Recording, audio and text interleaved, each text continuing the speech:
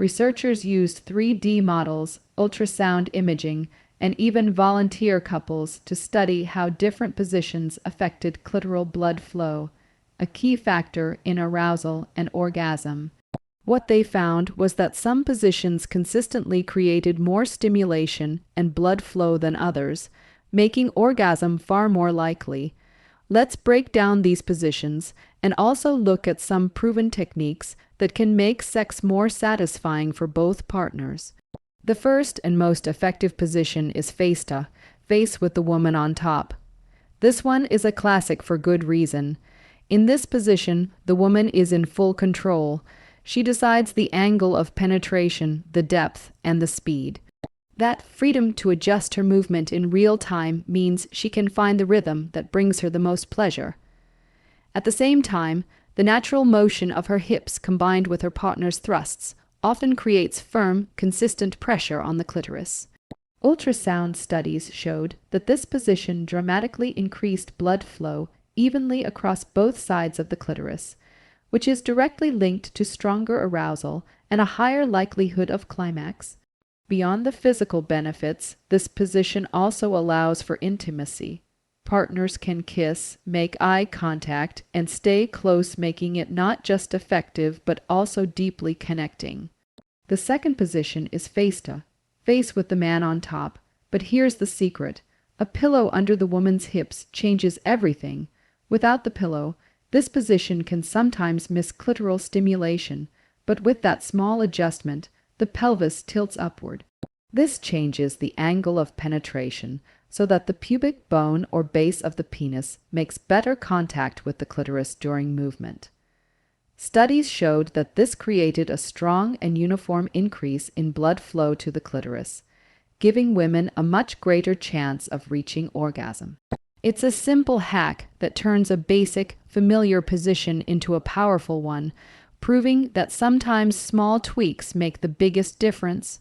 The third position is known as the coital alignment technique, or CAT, and it can be a complete game changer, especially for women who don't usually climax from penetration alone. Instead of focusing on thrusting in and out, the man shifts slightly higher on the woman's body so that his pubic bone or the base of his penis presses directly against the clitoris during penetration. From there, instead of pumping, the couple moves in a slow rocking motion, sliding their bodies against each other. At first, it can feel like a new rhythm that takes a little practice to master. But once partners find their flow, it provides steady, targeted clitoral pressure throughout intercourse. Research has shown that many women who had never experienced orgasm through vaginal sex alone were able to do so after practicing this technique. The key is patience, communication, and a willingness to experiment together. It's less about performance and more about learning a shared rhythm. The fourth position is sitting face-to face, which emphasizes closeness and intimacy. In this position, both partners are upright, straddling each other in an embrace. The thrusting and grinding can provide clitoral stimulation, although not as strongly as in the first two positions, because gravity isn't pressing the bodies together in the same way. Still, the sense of connection, eye contact, and physical closeness makes this position especially romantic and playful.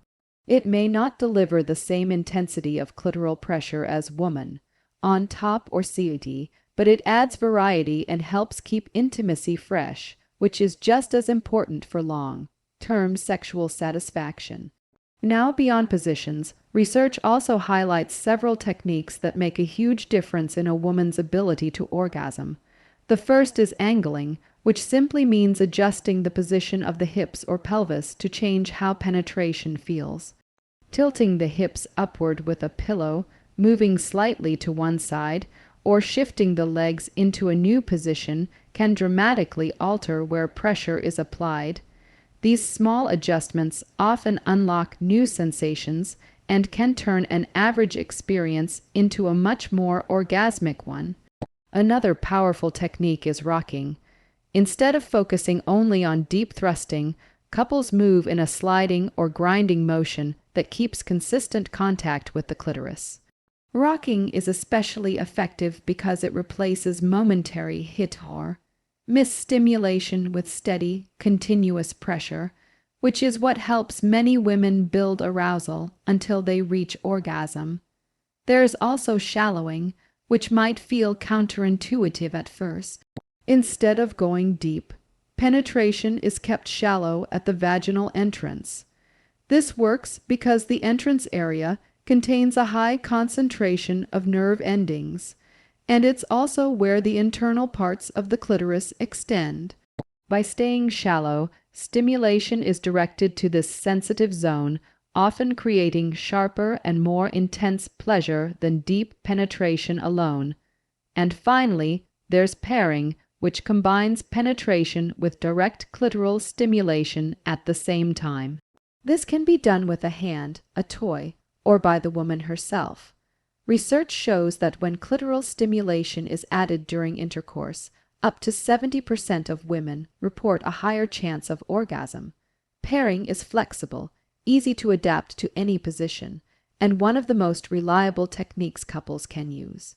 When you put all of this together, the best positions, the smart adjustments, and the right techniques, the likelihood of orgasm increases dramatically.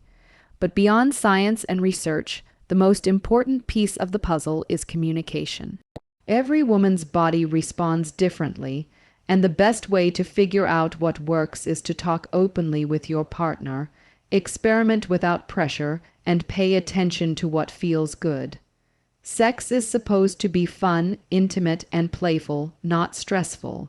By trying new positions like woman, on top or settee, experimenting with techniques like rocking or pairing, and staying present with each other, couples can not only make orgasms more likely, but also deepen their connection and make intimacy more exciting and fulfilling.